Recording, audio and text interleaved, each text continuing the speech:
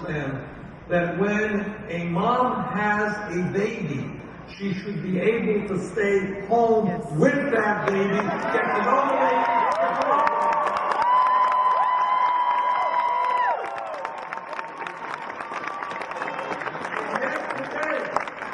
all over this country, if you are a working class woman who gives birth to a beautiful baby, you may be forced to go back to work in a week, 2 weeks, because you need the income to take care of your family.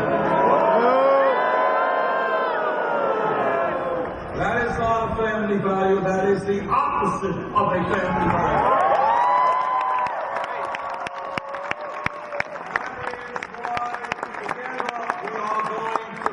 Legislation that guarantees 3 months paid.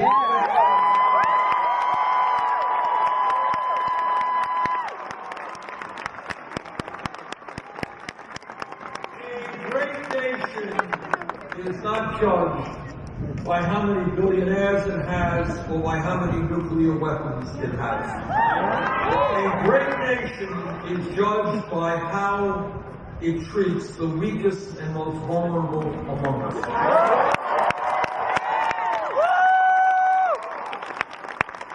Today in California, in Vermont, and all over this country, there are millions of seniors and disabled veterans and people with disabilities who are trying to survive on $10,000, $11,000 a year in Social Security. If you can believe it, and it is true, many Republicans think that is too much. They want to cut Social Security. We've got some very bad news for those Republicans. We are not going to cut Social Security. We are not going to cut the benefits that our veterans have deserved. We are going to expand Social Security.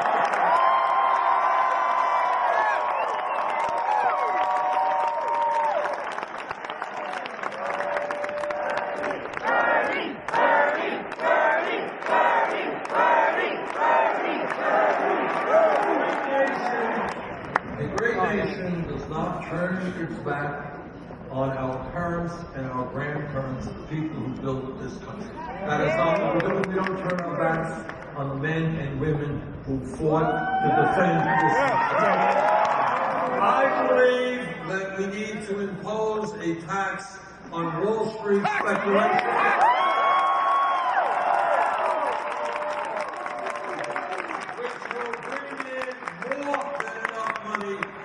To make public colleges and universities tuition-free and lower substantially student debt.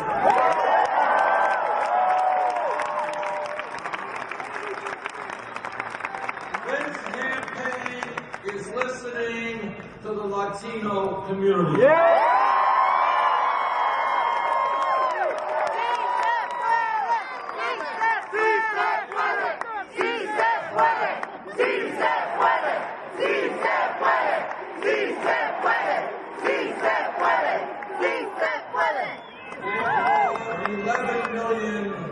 Undocumented people in this country today.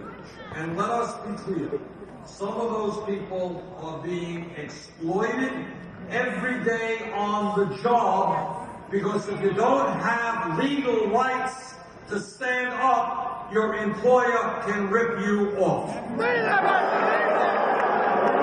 Those people are being underpaid and they are being cheated. We need in this country comprehensive immigration reform and a path toward citizenship.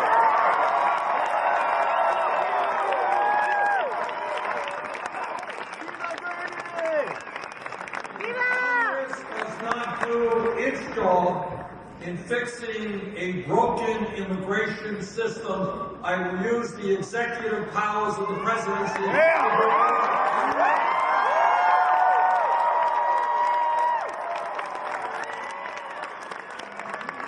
We must also end the current policies on deportation.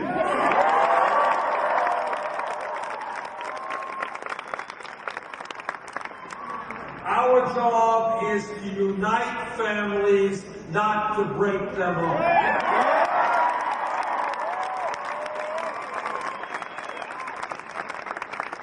This campaign is listening to our African American brothers and sisters.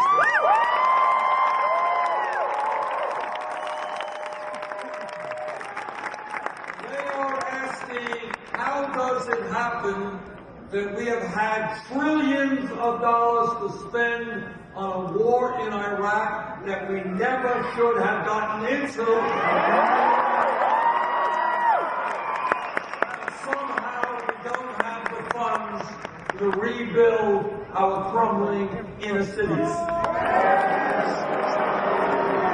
I have been to Flint, Michigan, where children were poisoned by drinking water with excessive amounts of lead in it. I have been to Detroit, where their public school system is on the verge of fiscal collapse. I have been to Baltimore, Maryland, where tens of thousands of people are addicted to heroin and can't get treatment. Together, we are going to change our national priorities. Instead of rebuilding the infrastructure of Afghanistan, we're going to rebuild the inner cities.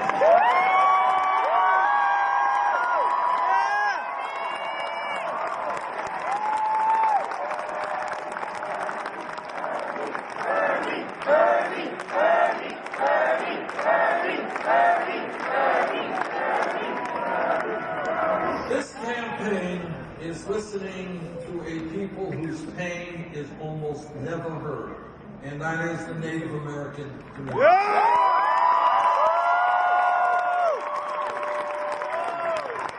And have fought the tribal leaders in every part of this country. And I hope all of you appreciate that the debt we owe to the Native American people is so great that it can never actually ever be paid off.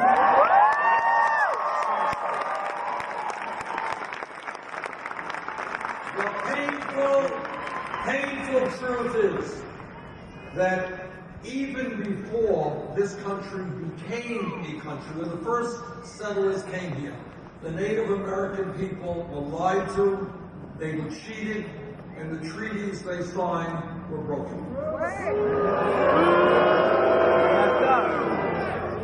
But the truth is that despite all of that, what the Native American people have given to us is a culture that has transformed this country. They have taught us so much, and maybe the most important lesson that they have taught us, a lesson that we cannot afford not to heed, is that as human beings, we are part of nature. We must live with nature.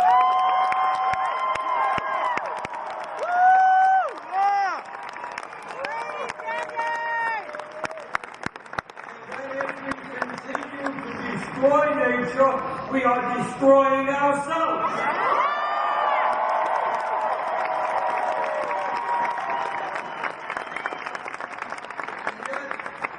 And yet, despite all that the Native American people, the first Americans, have given us, today their economic conditions in many parts of this country is just awful. I was in the Pine Ridge Reservation a couple of weeks ago in South Dakota. Conditions there are worse than in many third world countries. Life expectancy for men on that reservation is 58 years of age. Most of the children are dropping out of school. Suicide rate among the young people is horrifically high. Healthcare system totally inadequate. And that is true in many Native American communities throughout this country. If elected president, we will change our relationship to the Native American people.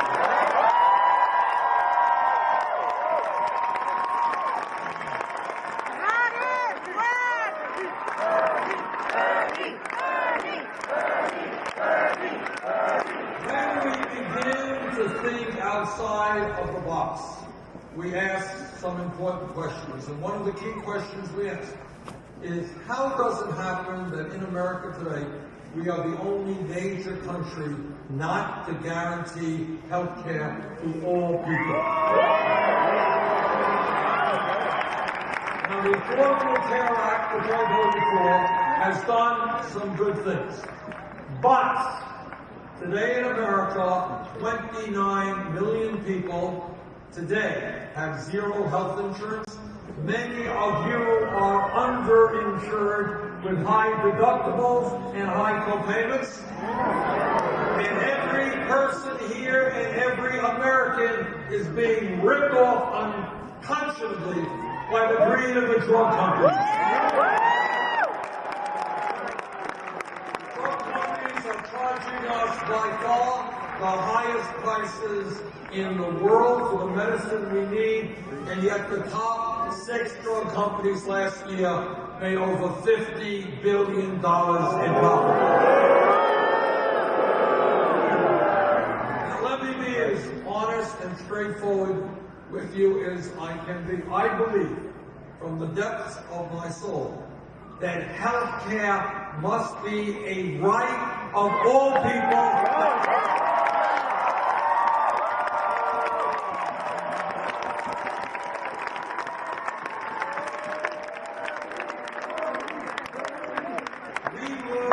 Many thousands of people every year because they don't get to the doctor when they should, because they don't have health insurance or they can't pay the deductibles. That is wrong.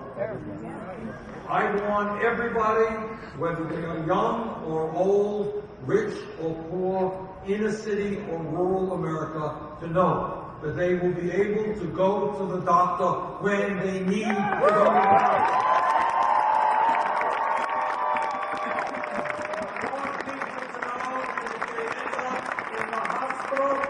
They will not have to pay off hundreds of thousands of dollars.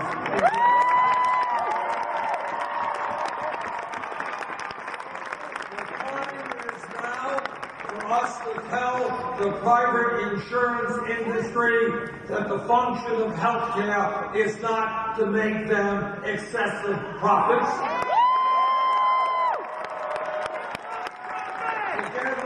We will join the rest of the industrialized world and pass a Medicare for all single.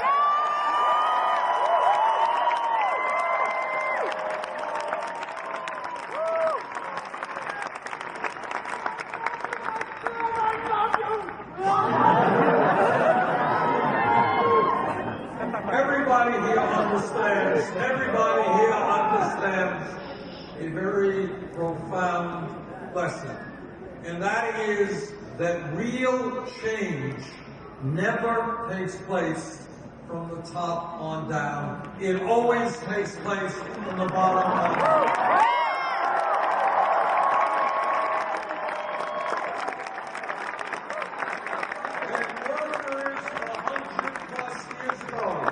Were working 7 days a week and 12 hours a day and had no rights.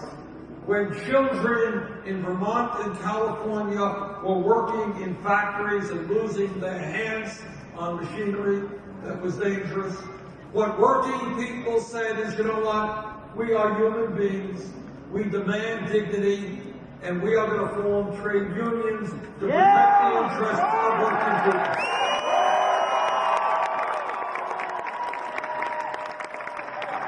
Millions of workers came together and helped to create the modern American middle class, and we thank them for it.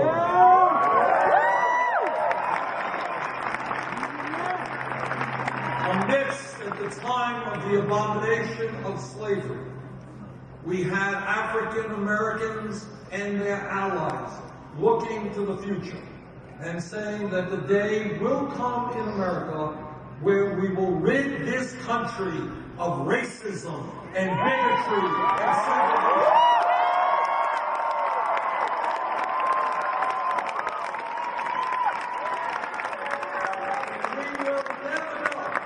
We will never know the names of those people who died in that struggle, who went to jail in that struggle, who lost their jobs for standing up for civil rights and human dignity. But people stood up, they fought back. 100 years ago, and the children don't know this, 100 years ago in America, women did not have the right to vote, could not get the jobs or the education they wanted 100 years ago. But women stood up and said to the establishment, you will not define us. You will not.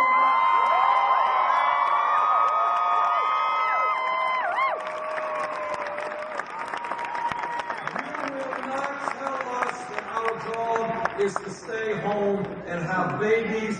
We will define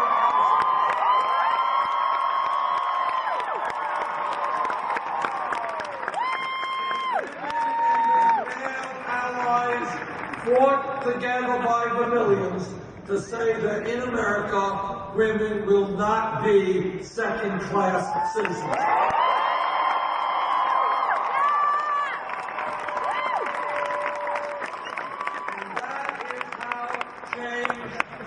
Change happens when, in recent history, with great courage, the gay community and their straight allies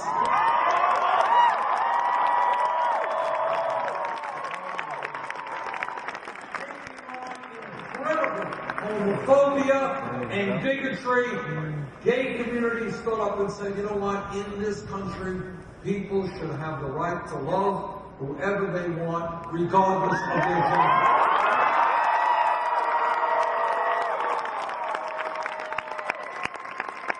And today,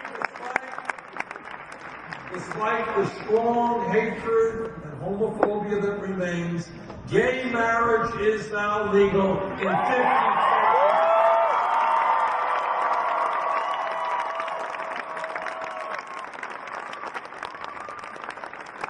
If we were here 5 years ago and somebody jumped up and said, you know, Bernie, the $7.25 an hour federal minimum wage is a starvation wage, we got to raise it to $15 an hour, the person next to her would have said, you're crazy. You want to double the minimum wage, you want to go from 7.25 to 15, you're thinking too big, you're too radical. That's what people would have said. Maybe $9, maybe $10, 15, too much. But you know what happened? Think about it. Workers in the fast food industry, in McDonald's, in Burger King, in Wendy's, you know what they did? They went out on strike. And I am very proud that I demonstrated with those workers.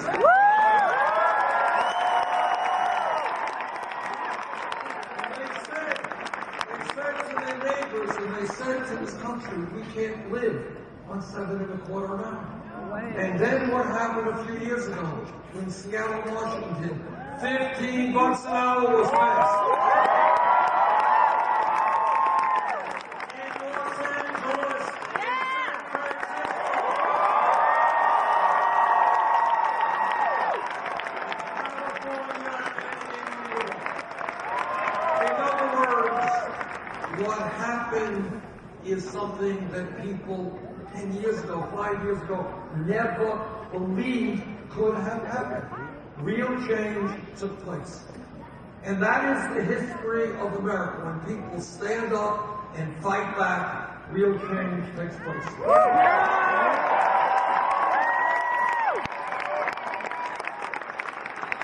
I've been all over this country. We've talked to over 1.2 million people in gatherings like this. And what I have heard from coast to coast now is that people are beginning to look around them and go beyond the options that the media or the Congress is giving us. And they are beginning to understand that the choices that we face are not whether we cut food stamps or education or environmental protection. The choices that we face or whether we demand the wealthy and large corporations to start paying their fair share.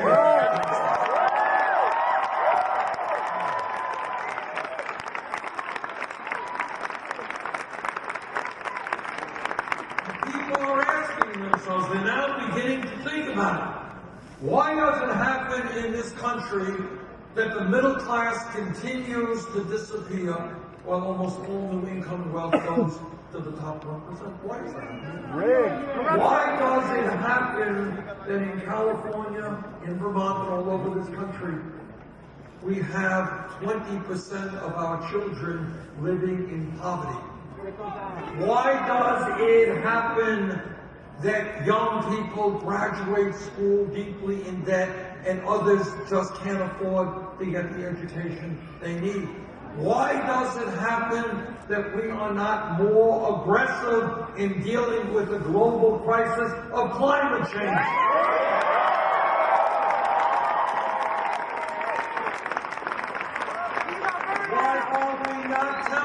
The fossil fuel industry that their short-term profits are not more important than the future of this planet.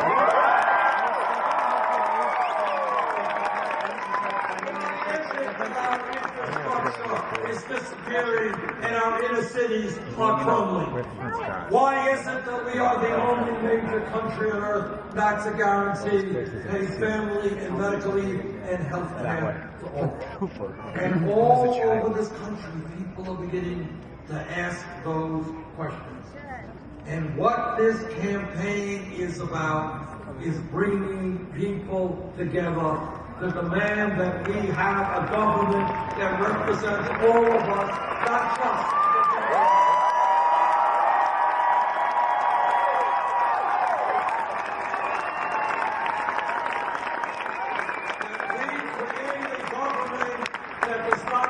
Social Security or give tax breaks to billionaires, but addresses the pain of the American working class and middle class.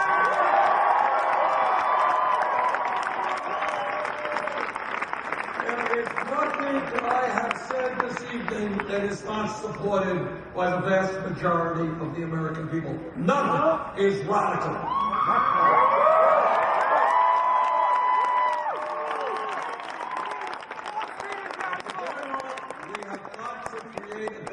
That listens to us, not just wealthy campaign contributors. And that is what this campaign is about. Now, on June 7th, there is going to be, as you know, a primary here in California. 475 delegates are at stake.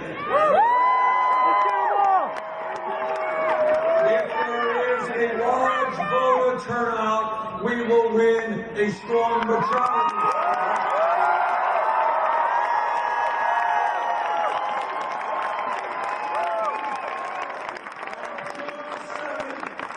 Let us see California having the largest voter turnout.